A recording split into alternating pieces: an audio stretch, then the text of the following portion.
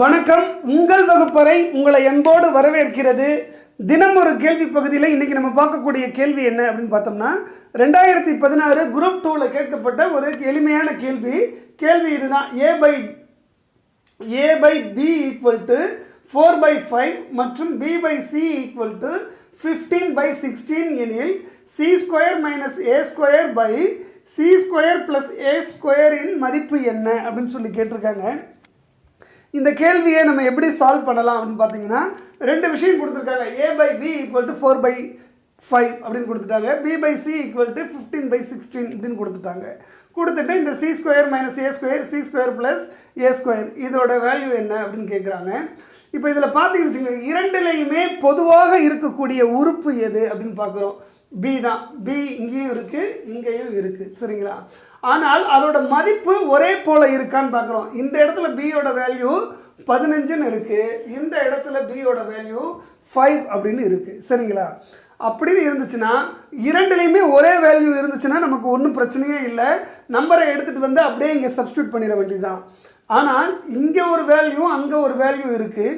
இப்போ இதை எப்படி சரி செய்கிறது அப்படின்னு பார்த்தோம்னா இங்கே அதிகமாக இருக்குது இல்லைங்களா, இதுக்கு இணையாக அதோட வேல்யூவை நம்ம கொண்டு வரணும். a by b equal to 4/5ன்னு இருக்குது பாருங்கள். bனா இங்கே 15ன்னு இருக்குது. அதே 15 இங்கே வரணும்னா நம்ம என்ன பண்ணணும், 3ஆல் மல்டிப்ளை பண்ணணும். 3ஆல் கீழேயும் மல்டிப்ளை பண்ணிவிட்டு மேலேயும் மல்டிப்ளை பண்ணிட்டோம்னா அதோட விகிதம் மாறாது, சரிங்களா? அப்போ இதை 15 ஆக்குறது தான் நம்முடைய நோக்கம், சரிங்களா?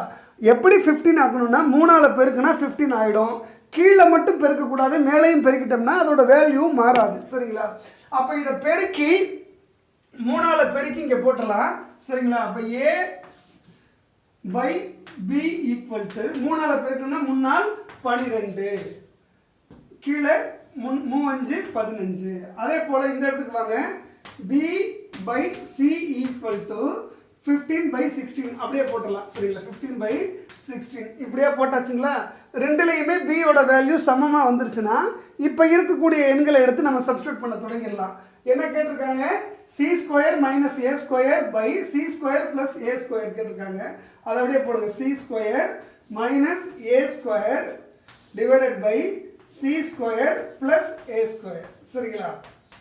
c எவ்வளவு அப்படின்னு பார்க்குறோம், 16, சரிங்களா? அப்போ 16 square by 16 square minus a square அப்படின்னு இருக்காங்க. a எவ்வளவு, 12. So 12 square. கீழே பார்த்தீங்கன்னா ப்ளஸில் கொடுத்துருக்காங்க, 16 ஸ்கொயர் ப்ளஸ் 12 ஸ்கொயர். இப்படி போட்டோம்னா பதில் கிடைச்சிரும், சரிங்களா? இப்போ பாருங்கள், 16 × 16 எவ்வளவுங்க, 256 மைனஸ் 12 × 12 144. அதே போல் 256 ப்ளஸ் 144. இப்போ 256லேருந்து 144 போச்சுன்னா 6ல் 2 போச்சுன்னா 6ல் 4 போச்சுன்னா 2, 5ல் ஒரு 4 போச்சுன்னா 1, 2ல் 1 போச்சுன்னா 1. அதே போல் 256ஐயும் 144ஐயும் கூட்டினோம்னா 400 வரும், சரிங்களா? இதை அப்படியே கிராஸ் பண்ண வேண்டியதான். எப்படி கிராஸ் பண்ணலாம், முதல்ல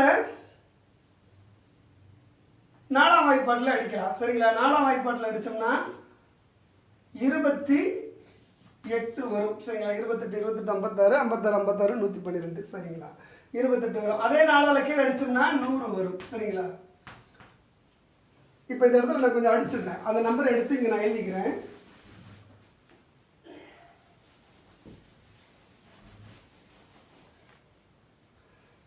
இப்போ 28/100 இருக்குது இல்லைங்களா? இன்னும் இதை எப்படி கிராஸ் பண்ணலாம், மீண்டும் 4ஆம் வாய்ப்பாட்டில் அடிக்கலாம், 7 அப்படின்னு வந்துடும். இது 4ஆம் வாய்ப்பாட்டில் அடித்தோம்னா 25 அப்படின்னு வந்துடும். ஸோ 7/25. இதுக்கு மேலே அதை சுருக்க முடியாது, சரிங்களா? அப்போ 7/25 வந்திருக்கு. 7/25 எங்கே இருக்குது அப்படின்னு பார்த்தோம்னா பி ஆப்ஷனில் இருக்குது பாருங்கள். அப்போ அதுதான் சரியான பதில். ரொம்பவும் சுலபமாக போட முடிஞ்ச கணக்கு தான். என்னன்னு கேட்டால் இங்கே இருக்கக்கூடிய பியோட வேல்யூவும் இங்கே இருக்கக்கூடிய பியோட வேல்யூவும் சமப்படுத்திட்டோம்னா நம்ம அப்படியே எடுத்துகிட்டு போய் சப்ஸ்டியூட் பண்ணி போட்டுற வேண்டியது தான். இதுதான் இந்த கணக்கை சால்வ் பண்ணுற முறை, சரிங்களா?